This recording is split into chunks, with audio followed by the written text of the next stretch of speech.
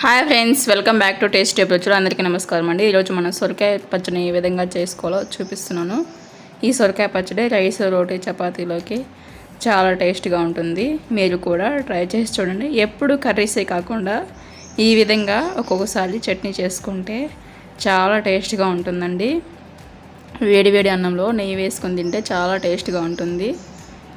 ముందుగా మనం ఒక కడాయిని తీసుకొని ఒక 15 పచ్చిమిర్చిని వేసుకోవాలండి. శుభ్రంగా కడిగి ఈ విధంగా పచ్చిమిర్చిని వేసుకున్న తర్వాత వాటర్ వెళ్ళే విధంగా ఒక 5 నిమిషాలు ఫ్రై చేసుకోవాలి. ఈ విధంగా వాటర్ పోయిన తర్వాత ఒక టమోటాని కట్ చేసుకుని వేసుకోవాలి. అలాగే ఒక లేత సొరకాయని తీసుకొని కడిగి శుభ్రంగా తోలు తీసుకొని ముక్కలు కట్ చేసుకొని వేసుకోవాలి. అలాగే ఒక 8 టేబుల్ స్పూన్ల నూనెని వేసుకోవాలి.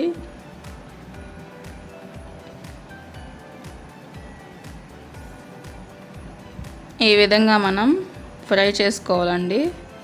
సొరకాయ ముక్కల్ని పచ్చిమిర్చిని ఈ విధంగా కలుపుకుంటూ మధ్య మధ్యలో ఫ్రై చేసుకుంటూ మాడిపోకుండా ఈ విధంగా ఫ్రై చేసుకుంటూ ఉండాలి.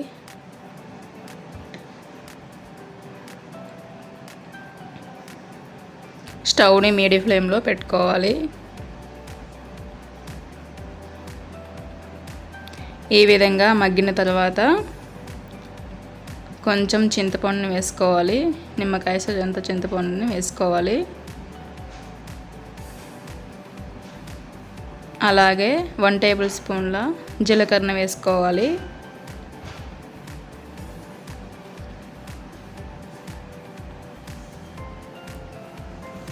అలాగే ఒక 7-8 వెల్లుల్లిని వేసుకోవాలి. వెల్లుల్లి రెబ్బలని వేసుకోవాలండి. ఈ విధంగా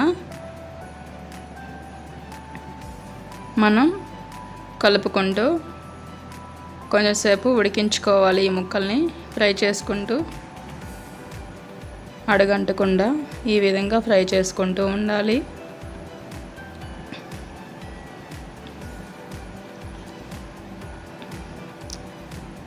ఈ విధంగా ఫ్రై అయిన తర్వాత మనం మిక్సీ పట్టుకోవాలండి పచ్చడిని, లేకుంటే రోట్లోన దంచుకోవచ్చు. అలాగే ఇప్పుడు మనం రుచికి సరిపడా ఉప్పు వేసుకోవాలి. ఈ విధంగా ఉప్పు వేసుకున్న తర్వాత కొంచెంసేపు చల్లార్చి మిక్సీ పట్టుకోవాలండి పచ్చడి. ఈ విధంగా మిక్సీ పట్టుకోవాలండి పచ్చడిని. సొరకాయ పచ్చడి రెడీ అండి. ఇప్పుడు మనం పోపు వేసుకోవాలి. పోపు వేసుకొని దీంట్లో యాడ్ చేసుకోవాలండి. ఈ చట్నీలో చాలా అంటే చాలా సింపుల్గా చేసుకోవచ్చు. ఈ రెసిపీని చాలా అంటే చాలా టేస్ట్గా ఉంటాయి. మీరు కూడా ట్రై చేయండి. Thank you for watching tasty అభిరుచులు.